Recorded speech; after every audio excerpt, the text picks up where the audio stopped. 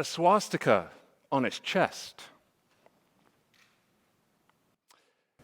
He also had a faded, life-size tattoo of Adolf Hitler's face emblazoned on his side.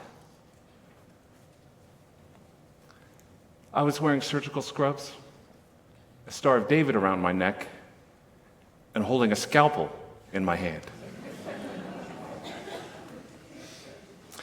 People sometimes fear their doctors.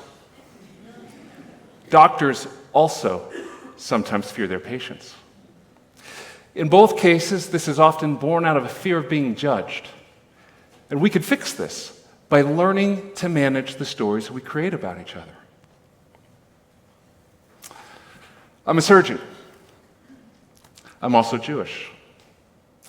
I mention these aspects of my identity for two reasons. First, both are important to who I consider myself to be, yet neither is obvious when looking at me. And second, they'll help highlight a behavior that's essential to the idea I wish to get across to you today. We create stories about the people we encounter all the time. We use these stories to fill gaps in our knowledge so that we can function in diverse environments. It's perfectly human. Well, now you know something about me. And this knowledge forces you to revise the internal story you just created. Having learned that I am Jewish, perhaps you have decided that I must be the tallest Jew in history.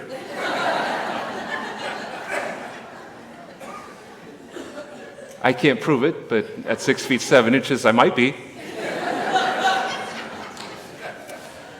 And others with previous exposure to surgeons might now assume me to be dreadfully arrogant and prone to temper tantrums.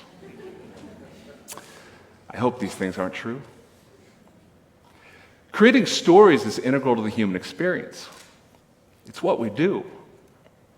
Some anthropologists believe that our ability to manufacture narratives represents the cognitive evolution that fundamentally separates us from animals. Yet, from these stories arise some of the most harmful human ideas and judgments. Racism, sexism, and all forms of bigotry are products of our collective failure to manage the stories we create about the people around us. Physicians have a growing public relations issue. Increasingly, we are being viewed with suspicion by the public. The problem is more than a matter of inattention to fundamental competencies such as bedside manner or patient inclusion and treatment decisions. At the center of this divide resides an erosion of trust. With respect to the patient, that's most of you. Trust is defined as acceptance of deep personal vulnerability and the core belief that the physician will at all times act in their best interests. From the perspective of a physician, trust implies an inherent confidence that our abilities and expertise are not in question. It encompasses a certainty that each patient will make a good faith effort to follow our guidance to the best of their abilities and communicate honestly when they cannot. What is most sobering about this loss of interpersonal trust is that it's consistently been shown to lead to poor quality of care. And we're not talking about blood pressure or cholesterol levels that are higher than they ought to be. Patients who demonstrate higher levels of trust in their doctors demonstrate greater compliance with the healthy behaviors they recommend. Strikingly, interpersonal trust is the most important predictor of a patient's willingness to take the medications necessary to hold HIV infection at bay. These are life and death decisions that are being sabotaged daily by the failure of two human beings to relate to each other effectively. Where does this loss of trust come from? Well, we could speculate about this all day, although I'm sure many of you may have a voice to add to this conversation. I believe that an important contributor is the amount of time both sides spend judging each other. And there's data to support this assertion. In a 2015 email survey of 16,000 physicians, 40% acknowledged harboring biases towards specific groups of patients. 40%. The factors serving as triggers for these biases included obesity, language differences, and perceived intelligence levels. It's worth noting that this only includes those physicians comfortable with acknowledging these biases. the problem may actually be much more severe. Well, as a surgeon, I spend the majority of my time on the physician side of this equation. I assure you, in a world with endless online rating sites and outcomes-based payment models, patient judgments are an ever-present part of our daily lives.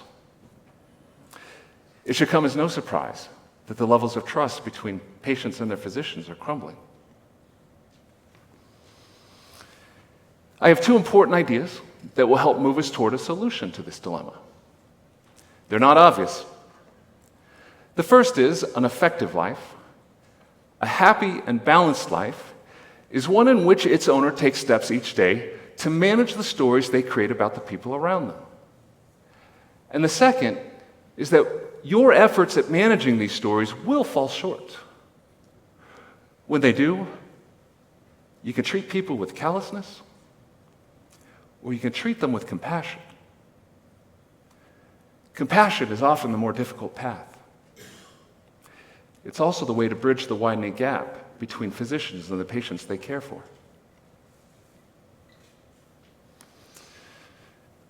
Let me give you some context on the guy with the tattoos. I was a freshly minted attending surgeon about 3 years out of training. He was fresh from a visit to a crosstown emergency room for treatment of a new and painful hernia. He'd been getting by on a combination of ice packs and prescription narcotics. I had no reason to suspect there might be anything unusual about this particular operation. I entered the operating room as the patient was being prepared for surgery, simply to greet the team and ensure that all the instruments I would need to complete the operation were available. Surgery patients aren't typically disrobed until they're already under anesthesia. So the first time I'm getting a glimpse of this gentleman's artwork is after he's already asleep and ready for the procedure. Now, the internet has made vast amounts of information available at the simplest of whims, and physicians haven't been spared the consequences of this phenomenon. The most readily available information about me, for example, are my Jewish faith and involvement in a number of local Jewish organizations. So imagine my surprise now as I'm being confronted for the first time with evidence of a profoundly anti-Semitic history. If I'm honest, I was angry. I'm not used to being the subject of prejudice. I'm not sure if this comes from an ingrained sense of entitlement or a healthy portion of self-confidence. But here I was, at the service of an individual who at some point hated my tribe, and I was not happy about it. Eager to diffuse the situation, however, I initially turned to my scrub technician and asked, I wonder if you knew.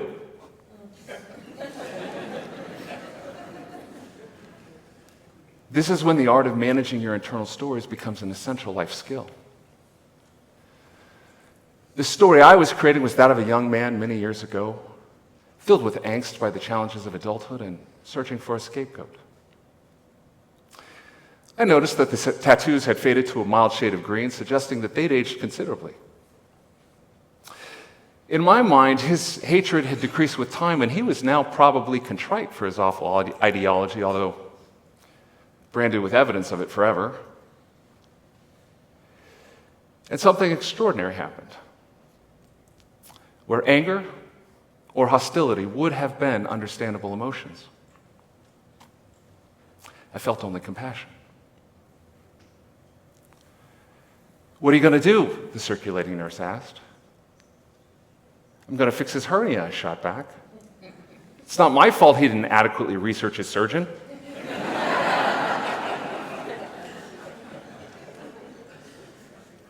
The truth of the matter is, my decision hadn't been quite that straightforward. I had little confidence in what I thought I knew about how this gentleman would want me to handle this particular set of circumstances. Had he known about my Jewish faith? If he hadn't, would he want to know before I placed sharpened scalpel to his vulnerable body? I struggled to organize the internal story I was creating. I never escaped the fear that my decision to proceed with the operation had been the wrong one. Well, after the procedure, I visited my patient in the post-anesthesia care unit. offered a few simple instructions, and said a friendly farewell.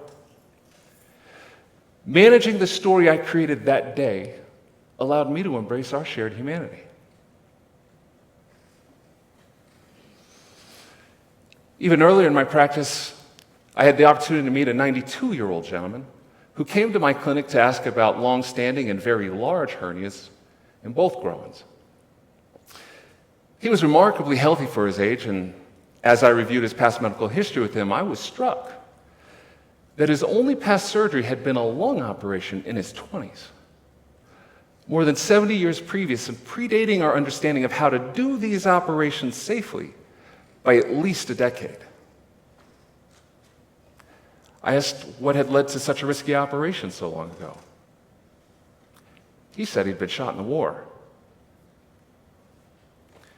He must have seen that same look in my face countless times before. After all, this gentleman spoke with an unmistakably German accent and was the bearer of an unmistakably German name. Yes, he followed.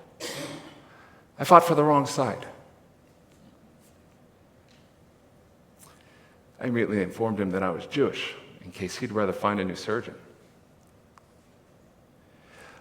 I know, he said, I can see your necklace, as he pointed to the Star of David nestled in the V of my scrub top. I was hoping you'd fix my hernias anyway. He told me how, at the start of Hitler's rule, he'd been an unimaginably poor 16-year-old, endowed with the intelligence, ambition, and desire to become an engineer. The army had been his only option for escaping the abject poverty of the post-World War I German economy.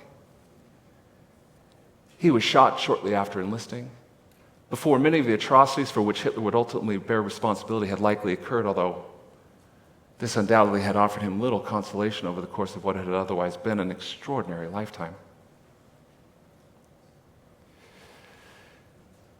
In that moment, I knew I had created a false internal story about this gentleman, based on the worst assumptions about his personal history. I was guilty of as much prejudice toward him as I had assumed he held toward me. I agreed to fix his hernias. This realization would prove to be essential in guiding my response to the gentleman with the Hitler tattoo a few years later. I want to offer 3 practical steps that you can take that will help you learn to manage the stories you create about the people you encounter from day to day.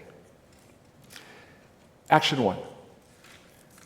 Always assume goodwill. Give those you meet the benefit of the doubt. Presume every person you encounter wishes for your success and happiness.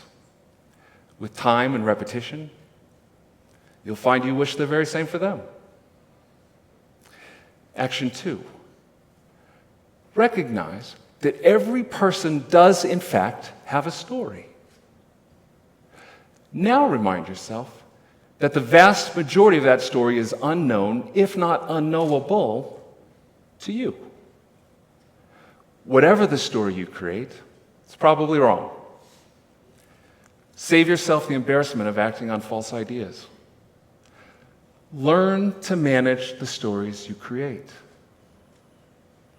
More importantly, when life gives you the opportunity to listen to the stories of others, take it. Perhaps you'll find, as I did, that their stories are much more compelling than you initially thought. Action 3. Cultivate personal values that celebrate the miracle that each human life represents. Each day, take time to reflect on the unique human characteristics that give each individual inherent value. Daily consider the ways in which your actions embodied these ideals and the ways in which your actions fell short. And repeat this every day. With time and the disciplined implementation of these strategies, you'll find that the stories you create will come to accentuate the noblest of human qualities. I've applied these strategies to my own life, and they've made me a better physician. They're also making me a better human. The human condition bears no prejudice. Human needs take on many different forms beyond the purely physical, regardless of race, creed, gender, politics, or pedigree. I have the conviction that it's my moral obligation to use my abilities to help alleviate suffering wherever I'm capable. In short, I strive to allow myself to be governed by the fundamental principle of kindness. If I can reduce suffering, I will. This starts at being cautious with the stories I allow my mind to compose about other people. Returning one more time to the gentleman with the Hitler tattoo. I resolved that day that when the stories I create are in doubt, I will always choose to err on the side of compassion. Kindness, it turns out, is sometimes the bold path forward. Thank you.